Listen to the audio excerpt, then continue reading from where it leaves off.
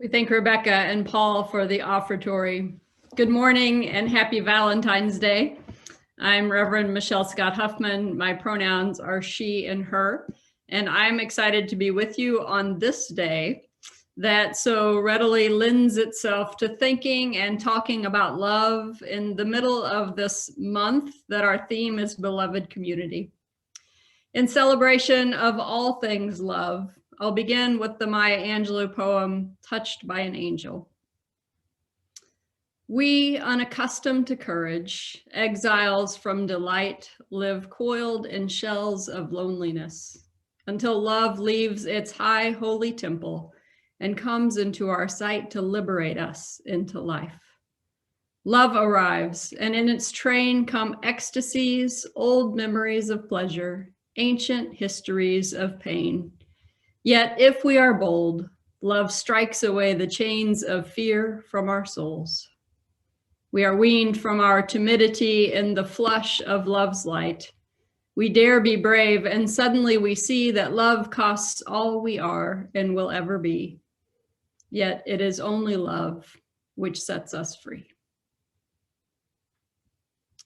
There is so much in Maya Angelou's poem that is true of romantic love and in all other forms of love as well.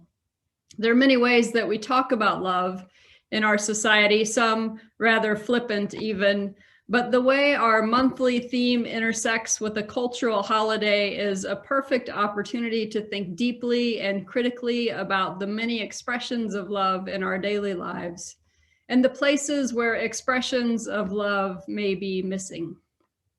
It's a day to celebrate love that is shown in roses and chocolate, gifts of precious metals and gems and sappy Hallmark cards, but also a day to recognize that not all love is of the sweet and fluffy Valentine's variety. To be honest, and most of you already know this, even the romantic love is far from being all sweet and fluffy. Often when I'm asked to officiate a wedding, the couple, whether Christian or not, will request a reading from the Christian New Testament, 1 Corinthians chapter 13, to be specific. The text that has been called the love chapter. I understand why couples request it so often. It has some pretty great things to say about love, like that it is patient and kind, not jealous. Love does not brag and is not arrogant. It does not act unbecomingly. It does not seek its own, is not provoked, does not take into account a wrong suffered, does not rejoice in unrighteousness, but rejoices with the truth. It bears all things, believes all things, hopes all things, endures all things. It is quite possibly one of the greatest love poems ever written.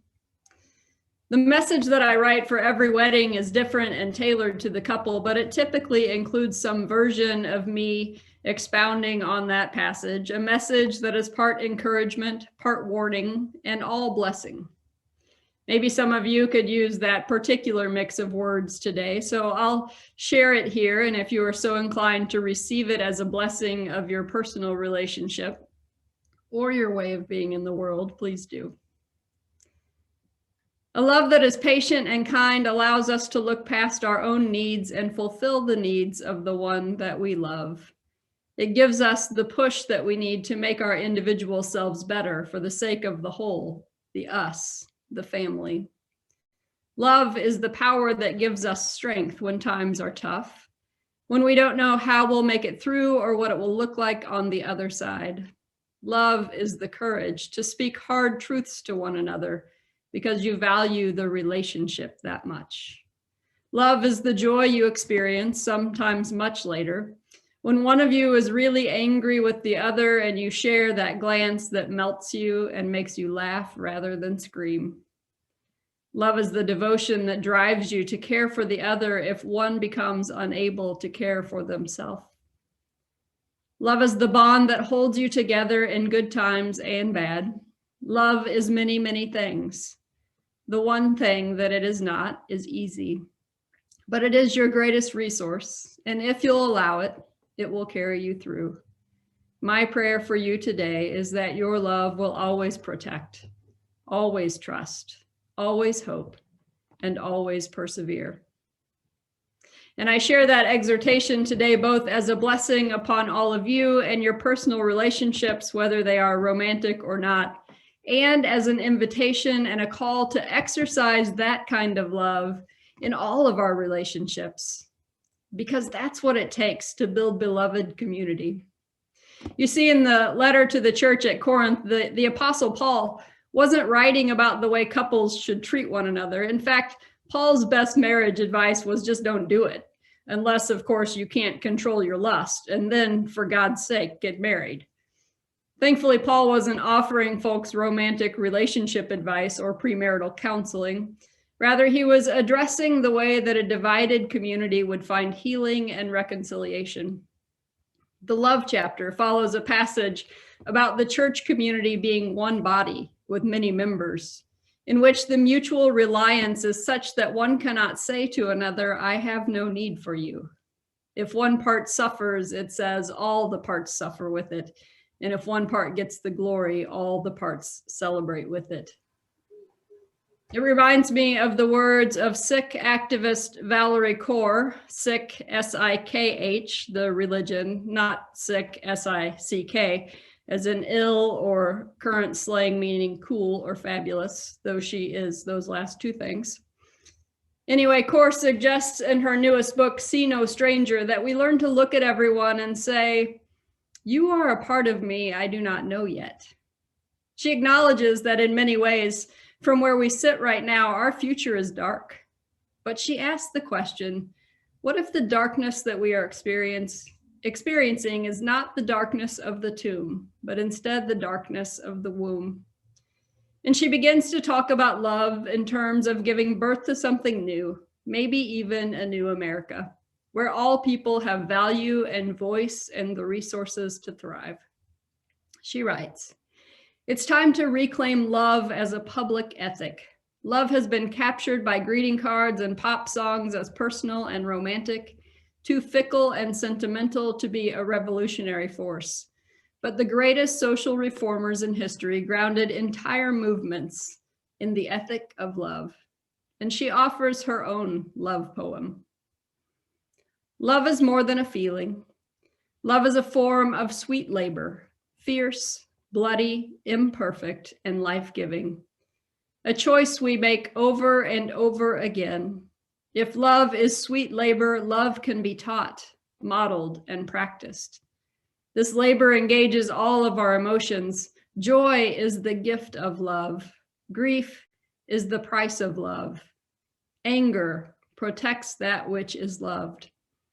And when we think we have reached our limit, wonder is the act that returns us to love. Revolutionary love is the choice to enter into wonder and labor for others, for our opponents, and for ourselves, in order to transform the world around us. It is not a formal code or prescription, but an orientation to life that is personal and political and rooted in joy. Loving only ourselves is escapism. Loving only our opponents is self-loathing. Loving only others is ineffective. All three practices together make love revolutionary, and revolutionary love can only be practiced in community. And so here we are, grappling with what it means to be and build beloved community, reminded that we can never fully be it ourselves because there will never be a time when everyone is included here in this space, but that we must continually strive to build it, both within our congregation and in the world around us. To be loved oneself is healing, empowering, and life-changing. To activate revolutionary love in the creation of beloved community is transformative and world-changing. UUA President, Reverend Susan Frederick Gray, spoke of a beloved community at the 2018 General Assembly. She said that it is a community that practices radically inclusive and compassionate, anti-racist, anti-oppressive, multicultural, multi-generational faith within, and acts powerfully in partnership and solidarity for justice and liberation beyond. Let me say that again. A beloved community is a community that practices radically inclusive and compassionate, anti-racist, anti-oppressive, multicultural, multi-generational faith within, and acts powerfully in partnership and solidarity for justice and liberation beyond. In her resources that accompany her book, See No Stranger, Valerie Kaur has offered a tool to help us in our becoming. She calls it the Revolutionary Love Compass, and it offers practices to help us love ourselves, others, and our opponents more fully, and in ways that lead to healing and reconciliation. The compass is divided into practices and actions, and the actions radiate out from the center, from internal to interpersonal, and then to social actions where transformation happens in community. I want to share with you the basic framework that Kaur offers, acknowledging that it is one of many tools or models that exist to help us name and dismantle white supremacy and all its tentacles and build beloved community. You are welcome to choose any model that resonates with you and challenges you to continually grow in your ability to love and support others. However, please do consider that any theory of change and resulting framework or model for action must come from the margins if we are to truly disrupt and dismantle what lies at the center. There is no more room and no more time in the movement for beloved community for straight, white, cisgender, able-bodied, economically sound theorizing about what is needed by and for minoritized communities to end racism, sexism, ableism, classism, ageism, heterosexism, and transphobia. The leaders of the change we need are the very ones we have shut out. And our greatest act of leadership in this moment will be to listen, to make amends, and to follow. And so I offer this model from a brown-skinned religious minority in America who loves this country, loves this people, and wants to see us do better. The Revolutionary Love Compass as a model helps us to move from me-first orientation that is both self-centered and self-defeating to a radically inclusive and compassionate, anti-racist, anti-oppressive, multicultural, multi-generational faith within that acts powerfully in partnership and solidarity for justice and liberation beyond. Kaur suggests that cultivating love for others begins with wonder. She writes that seeing no stranger begins in wonder. Wonder is the wellspring for love. Who we wonder about determines whose stories we hear and whose joy and pain we share. And then she moves to grief, saying, those we grieve with, those we sit with and weep with are ultimately those we organize with and advocate for. And when a critical mass of people come together to wonder about one another, grieve with one another, and fight with and for one another, we begin to build the solidarity needed for collective liberation and transformation. When we turn the compass toward love for our opponents, then we turn the compass toward love for our opponents. Kaur clarifies that an opponent is any person whose beliefs, words, or actions cause violence, injustice, or harm. She prefers opponent to enemy because it is fluid and defies permanence, noting that even those closest to us can be our opponent at times. She names the practice of loving our opponents tending the wound, and offers a process that moves from rage to reimagining. She says we can rage in safe containers to process our pain, listen to understand the context that enable our opponents to cause harm, and use that information to reimagine cultures and institutions that protect dignity for all of us. Tending the wound is not only moral, but strategic. It is the labor of remaking the world. The third and no less important part that's in the compass is loving ourselves. Kaur uses a feminist model of care that remembers the wisdom of the midwife to breathe and push, which leads to transition. Just as feminism is meant to bring liberation to all genders, Kaur reminds us that her use of birthing labor is a metaphor for any person in the midst of creative endeavors. She says, if the metaphor of war offers wisdom for how to face injustice and fight the good fight, then perhaps the metaphor of birth can offer all of us wisdom about the courage needed to create something new. And so she says, we can breathe to draw energy and power into our bodies and let joy in. We can push through fear and pain to become our best selves, including through healing, forgiveness, and reconciliation. And in the most convulsive moments of our lives, we can summon our deepest wisdom and find the bravery to transition, undertaking the fiery and life-giving labor of moving from one reality into another. Laboring in love is how we birth the world to come.